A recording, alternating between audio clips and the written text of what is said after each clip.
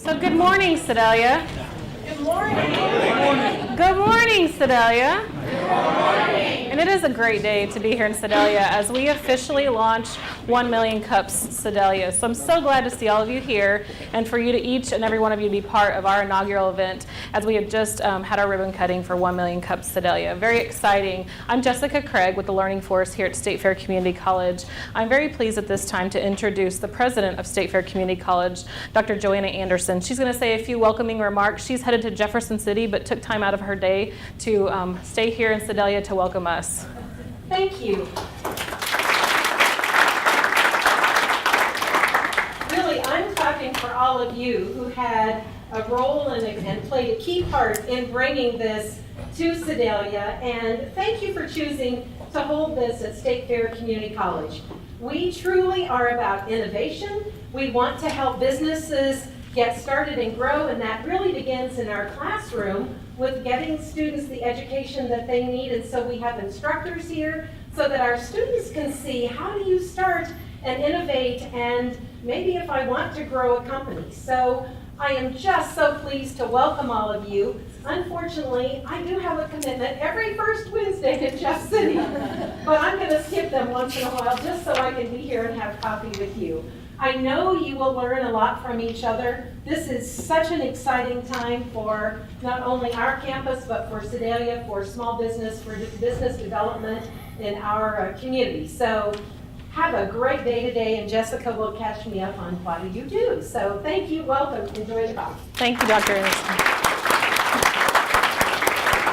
And I know we are all energized thanks to our great coffee sponsor, Great Western Dining. So feel free to get up, refresh your coffee. This is 1 Million Cups. The whole focus is to connect entrepreneurs, educate entrepreneurs over 1 million cups of coffee. We are, with the launch of 1 Million Cups Sedalia, we are one of just 88 communities across the United States to be a 1 Million Cups community. I think that says a lot for Sedalia and for this entire region as we embrace our entrepreneurs. This is a cornerstone program within our community, really to connect entrepreneurs and early stage ventures through this free monthly program. You saw in the video that they noted that it was a weekly program. We are one of the first two communities which they are beta testing a monthly program. So we'll see you back here every single month, the first Wednesday of every month, same place, same time. It's developed by the Kauffman Foundation based on the notion that entrepreneurs discover solutions and network over 1 million cups of coffee.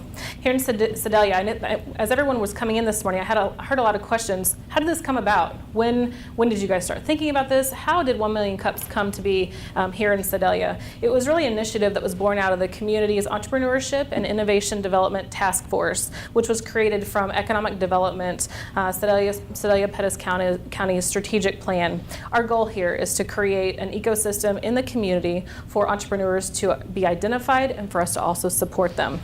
I'd like at this time to recognize our committee members that have made this initiative possible. With this being our inaugural event, I think it's very important for us to acknowledge those committee members. So when I say your name, please stand, and I hope I remember everyone, because there's been a lot of hands that have worked together to make this possible. First, John Swearingen, Elliott Management and Economic Development Board of Directors. Thank you, John. Jorge Guevara, DISA USA. Thank you, Jorge. Linda Crystal, Economic Development Executive Director for Sedalia-Pettis County. Roy Hunter, Economic Development Consultant. Angie Thomas, Executive Director of Sedalia Chamber of Commerce. Linda Kirk, Workforce Development Board, Division of Workforce Development. Ms. Brenda Bryan, Consultant, and I might also add she is the chair of this task force that's really been her leadership through this entire process. Meg Liston, Downtown Sedalia Redevelopment. And of course myself, Jessica Craig, the Learning Force, and also Pettis County Economic Development Board of Directors. Let's refresh our coffees if you guys need to, and make sure that you've also signed in, because we're going to have a fun activity at the end of the program today. Each month we will have 2 entrepreneurs. Those entrepreneurs and presenters will have 6 minutes to provide a presentation on their company, and then we will have a 20-minute question and answer session. So as they're presenting, please be thinking about questions, comments, and thought-provoking discussion for that session. We're delighted this morning to have LAG Industries and Smiling Mailbox as our highlighted companies. Thank you both, actually all 3 of you, for your commitment to be here this morning and helping us kick off this initiative right here in our community. I also want to highlight that entrepreneurship knows no age, no certain background, no certain demographic. And I think that point is reinforced by having some young folks here in the audience today. I want to acknowledge Smith Cotton and the DECA and FBLA members that are here this morning. You guys could stand up. Stand up. I want to thank the school system, specifically Bryant Lazenby, Wade Norton, and Holly Goodrich for allowing them to be here this morning. I'm excited to see you guys here in the audience and look forward to seeing you back here, both in the audience and up here on the stage presenting your future company idea. So thanks for being here. Before we get into the presentations, we have some ground rules here. The culture of 1 Million Cups is that of a supportive, neutral space that welcomes entrepreneurs to be open and honest about the business challenges that they face. It will be a safe and supportive space for our presenters and attendees, so please focus your questions in a very positive, constructive feedback sort of way. This shall not be a negative environment in any way. It should be an open, safe haven for these entrepreneurs and encourage some thought-provoking dialogue. So while our presenters have the floor, again, remember to be thinking of those questions and those comments, because we'll have 20 minutes to really get in depth into your discussion. So now, we came here to hear from our entrepreneurs, so let's get into it. Let me first welcome to the stage Bart Brackman with LAG Industries. Bart, while you're walking up, I'll tell them a little bit about LAG Industries. We're excited to have LAG Industries represented here today. Bart's going to tell you a little bit more, but this company was founded in December of 2015. LAG Industries offers CNC plasma cutting, CNC plate rolling, and custom fabrication services, specializing in the manufacture of livestock equipment, such as alleyways, tubs, chutes, continuous fence panels, portable panels, gates, feed bunks, calving pens, and creep pens. As a farmer myself, as a cattle farmer myself, you're talking my language there, so I enjoy that, Bart. Thank you. They offer CNC plasma cutting, CNC plate rolling, and custom fabrication services. Folks, please join me in welcoming Bart to the stage with LAG Industries.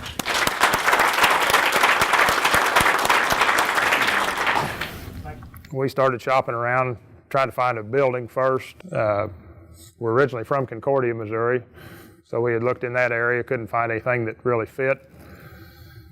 Found a building in Lamont, which is where we're located now. Acquired the building in December, started renovations, and finally got set up to where we can start advertising about the 1st of March. We were sitting around his patio table last summer in the early stages of this. I asked him, I said, what are you going to name this company? Well, he didn't really know. I said, that's something that the name we felt was pretty critical. We wanted it to be something personal, being it's a family business. His 3 kids are named Lane, August, and Gracie, hence the LAG. That's how we come up with the name. We, as she said, we do custom fabrication. We've got a plasma table. We're getting into doing some metal art with that, doing some craft shows. Kind of on the side with that more than anything. Our main focus is the livestock equipment, continuous fence panels, feed bunks, alleyways, and that sort of thing. We haven't really got started with a lot of the custom work yet. Things just getting set up. Hoping here in the next few months to get more involved in that, doing a little more advertising and taking on some custom parts cutting or plate rolling, whatever it may be, or custom livestock facilities. We do offer on-site evaluations or estimates, if you will.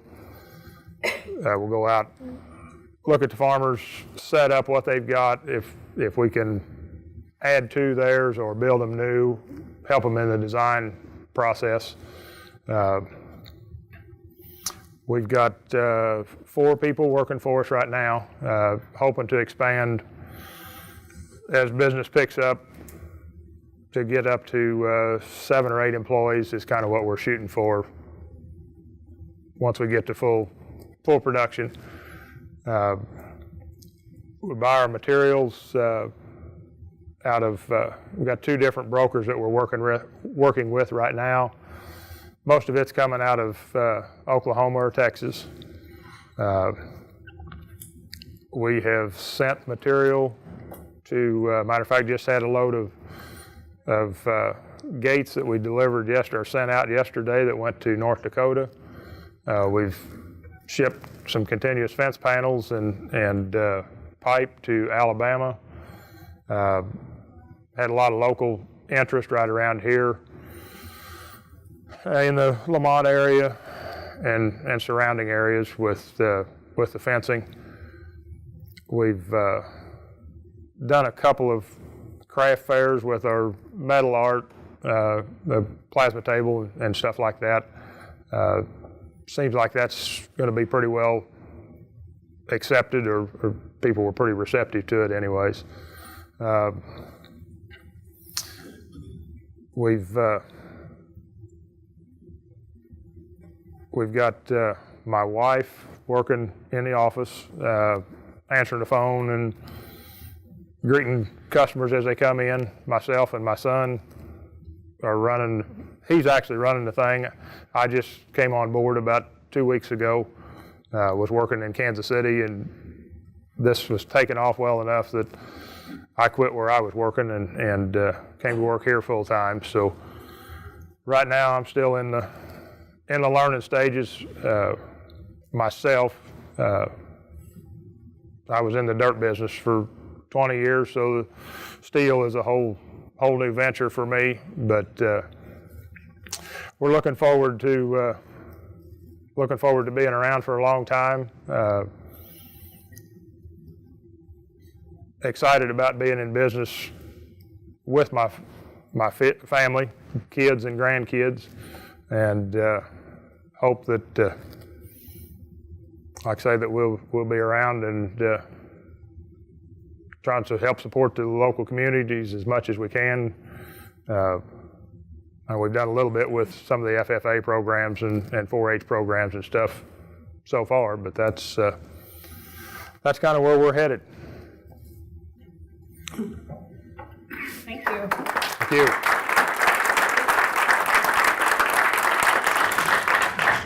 So we're going to open it up for questions. I know that you guys have been thinking of them, and let's entertain those now, folks.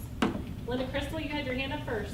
Okay, could you tell us about a problem you encountered early on and how you overcame that? Early on, once we acquired the building, probably the biggest hurdle that we've encountered so far was getting the building up to par, insulating, wiring. Roy Hunter actually helped us out a little bit with that, getting us in contact with the right people to get our building wired, adequate power to it. Then we did some other renovations and things. Thank you. Yes, sir. Blue shirt. What metals do you work with out there? Square tubing, plate, flat quarter to, well, our plate roller will roll up to a 1/2 inch flat plate, but our panels and stuff are built out of round tubing, square tubing. We will also have metal by the foot, angle iron, and that sort of thing too. Basically steel and aluminum? Right now it's all steel. Yeah, we're not set up to do anything with aluminum as of yet. Yes, ma'am. Pardon me if you've already said this, but how many square feet is that facility up in Lamont? Our lot is 3.5 acres, and the building is about 11,000 square feet. Jorge.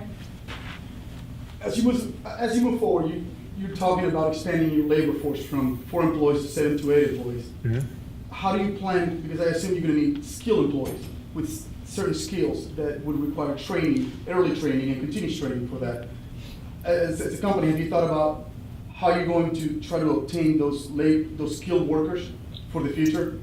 What we, excuse me, what we've done up to this point is just advertise in the local papers and social media for welders or whatever particular type of labor force we're needing at that time.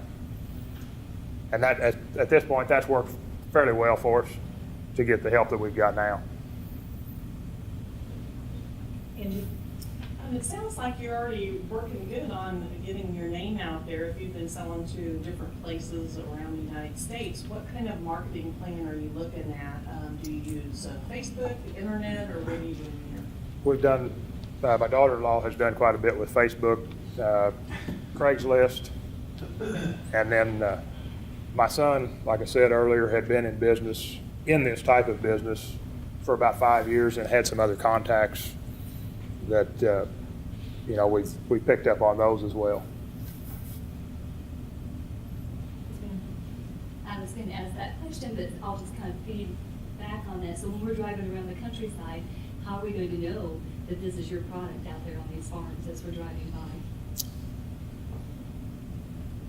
I really can't answer that because we talked about trying to put our logo on some of the product, but some of it there's really no way of doing that. There's a lot of other business or companies that are building same or similar products. Unless you're looking at one side by side, it's sometimes hard to specify. Who are some of your direct competitors? There's a company out of Odessa, Missouri. There's another place, some of the Mennonite down at Windsor. And there's one in Conway, Missouri. And I'm sure I know there's others, but that's the ones that, we've seen advertising on and have talked to people about or had people come in and comment about. Way in the back. Right now, you're manufacturing for orders, pre-ordered material. Do you see yourself growing to using distributors and things like that? That's our hope, that we'll get to a point. Actually, the stuff that we sent to Alabama, that has been to a dealer that we're working with. So yes, we do plan to try and get more into the wholesale where we're selling to distributors. John? So, how far of a geographic reach can you do it? I looked on your Facebook page, and it looks like some of this stuff would be a pretty difficult ship. And you said you sent some to North Dakota and some to Alabama, but I mean, is it more of a localized deal? And a follow-up question to that, how stinking good is Roy Hunter? He's pretty good. It is. It's a definite added cost. But the stuff, most all of it is banded and bundled to where it'll ship tractor trailer. And that's what we're trying to do on the loads that are going any distance. Whether one individual has enough or we'll try and put 2 or 3 people together to where we can send it on a tractor trailer to try and cheapen those freight costs. To follow up that, sorry. As you grow, you talked about you getting 2 or 3 people together. Are you doing your own transport? No. Okay, No, so as you grow, how do you see your company utilizing the logistics to shipping? I mean, because like you said, they're big items and heavy. What we've done to this point and what we'll probably continue to do is to post loads. We belong to a freight listing company, and we post those loads, and then the drivers will just respond, or the company will come back. At this point, we're not really anticipating ever getting into the delivery business ourselves. Just too much added expense we feel like, the trucking companies, when they get to the other end and drop our load, they can pick up another one and go wherever they need to. If we've got our own trucks, then we're faced with deadheading all the way back home. Not, gets our freight cost, our delivery cost too expensive. As you grow, and it sounds like you have a lot of growth in your future, what do you identify right now as maybe your greatest challenge to grow?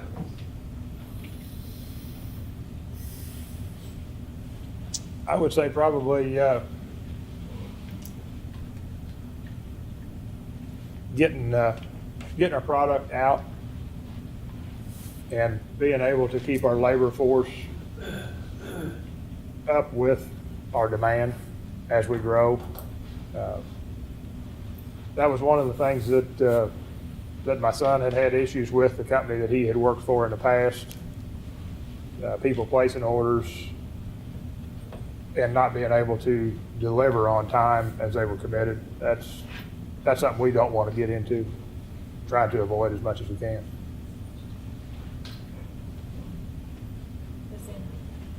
No, you're good, sir. What sets you guys apart from your competition? Whenever you guys decided to go in business, was it because you could make a better product? Was it because you can make a different product? Or why would I want to go with you rather than folks in Windsor? One thing that we're doing that I don't know of anybody else around that's doing it, we offer all of our materials hot dip galvanized after they're built. Most everybody else either sells them as raw steel and you paint them yourself, or they've been painted. The hot dip galvanized we take it to Glasgow, goes into a vat. So the inside of the metal is treated on the tubing as well as the outside. Just some added longevity to the product. I'm thinking there are probably some young folks in here that might want to be entrepreneurs someday, and you talked about putting together a business plan. When you did that, and you said your son had created it, what kind of resources did you use from the area to help with that? Did you call in any experts to get their advice, or what can you tell us about putting that business plan together? We actually worked with a lady that had been over at Warrensburg at the college, Shelley Dyer. That was kind of her forte, and she kind of guided him through all that, give him some references as to industry, I don't know the word I'm looking for. Both competition as well as where your markets are going to go and that sort of thing. But that was, I think when it was all said and done, we ended up going a different route on some financing that we didn't necessarily need the business plan for, but it was very educational, kind of an eye-opener. I would recommend anybody starting out to do that business plan.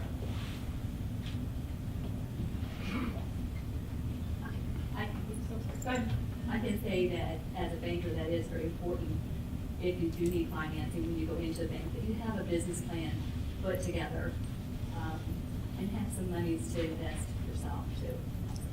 It made those questions a lot easier to answer when you're sitting across the table with the bankers if you've got that business plan done in advance.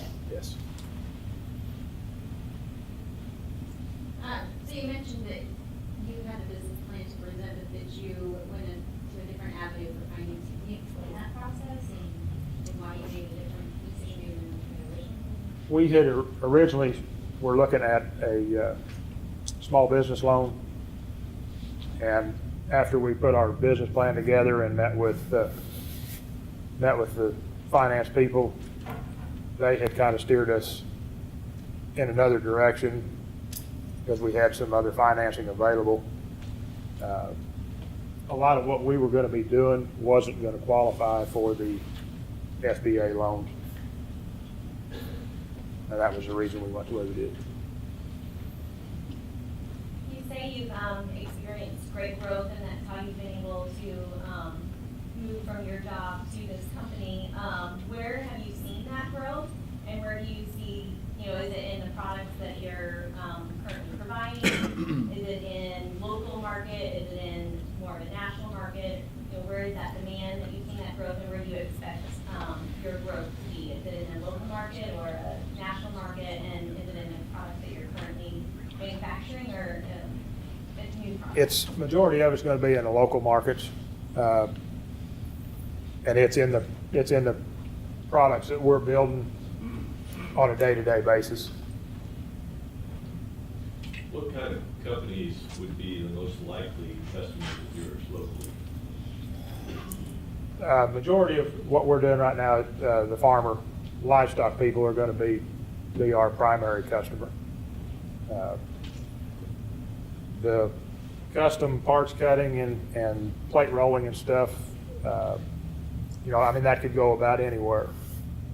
If you break a part on your lawnmower, we can lay it on that plasma table and copy it and build a new part.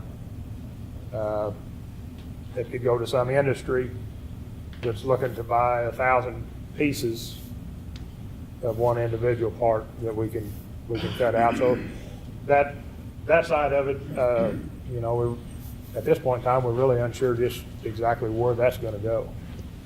I mean, we're excited about the possibilities, but haven't really done a lot of advertising in that side of it yet. So you've only been with the company for 2 weeks. Mm-hmm. So it's the new guys, then it has to do with public speaking. The new guy got exactly. So going forward, where do you want to be as far as the percentage of your business? The business to business, the distributor, or the retail guy coming in off the street? We would like to probably do about half of it in distributorship, and the rest of it just, the problem we've gotten into, even with the guys in Alabama that we sent the panels to, when you go to advertising on Craigslist or Facebook, somebody sees that post, calls up wanting something, and we had this happen already. They were close to the guys in Alabama, not next door neighbors by any means, but logistically they were about as close to them as they were to us. So, you kind of have to watch that aspect too, that once we start setting up dealers, that you kind of create territories for them guys to work in. On a follow-up, some people ask about how you differentiate between other people. And some of it maybe could be done with features. Yes. What different features. And I didn't know if you guys are involved in livestock business. And one thing maybe you could do is reach out to people, to customers, or even have on your website where people could suggest, hey, I really would like it if this gate did this, or it had this type of latch, or. That's a good idea. And yes, we were, up until 5 years ago, we were involved in the livestock business. We sold out in November of 2010. We want it. In the back. I'll take it. My question is a yes or no question, but I'd really like to give you the liberty to expand this as much as you like. And do you love what you do? Yes, I do. It's, like I said, I've been in the dirt business for 20 years, worked construction in Kansas City, and farmed and raised cattle as a sideline. Me and my son did that together until he got married and went to work for the other company that he was building the same products for. So it's new to me, but yeah, only been there 2 weeks, but I spent most of the winter there getting the building put together and stuff, and it's thoroughly been enjoyable to this point, yes. Yes, first thing is a comment. Kaufman Foundation has a great business plan video series. So if you Google Kaufman Foundation Lean Method, Lean method, great video series. Business plans are easier than they used to be. So that's just a tip for everybody. You mentioned 4 employees. I'd like to know real quick what their roles are. And then I'm a veterinarian son, so I put thousands of cattle through chutes and they get broken all the time. Are you targeting veterinarians, right? Just to repair? We haven't done a lot of repair. We're kind of doing that on a daily basis, if you will. We've got 3 welders and one guy working in the yard, loading trucks, moving material around, cutting parts. We have had a little bit of repair work come in, but we don't want to tie up too much of our time with what labor force we've got. You know, if we've got orders to get out and they're busy working on a chute or something for somebody individually as a repair. So who does the design? I mean, even for the CNC? We've got the wall art, metal art stuff. We've got files on files that are available. As far as the products, myself and my son are kind of design building those as we go. 2 more questions, then I have one final question for her. Yes, ma'am, Holly. 3D printer, do you guys have one of those for smaller parts, including the latches and little accessories? No, we don't have a 3D printer. Roy? Everybody's been in softball and I'll give you enough. We discussed earlier when we first met about the risk and potential reward. Now that you're in business and going, how do you feel that's working out for you and the struggle you had or the thoughts you had going into that? At this point, you know, it was a big risk. A lot of money invested. I had a few sleepless nights, quite a few actually. But as things are progressing right now, I'm glad we made the move that we did. I feel pretty comfortable that what we've got started will continue to grow. Very good. Now, I'm going to ask a question that you're going to hear me ask and us ask every single presenter that prints today and in the future. What can we as a community do for you? I think probably word of mouth advertising and support. In my book, is a two-way street. You know, we support and we like your support as well. Thank you. We appreciate your support, Dave. Thank you. Appreciate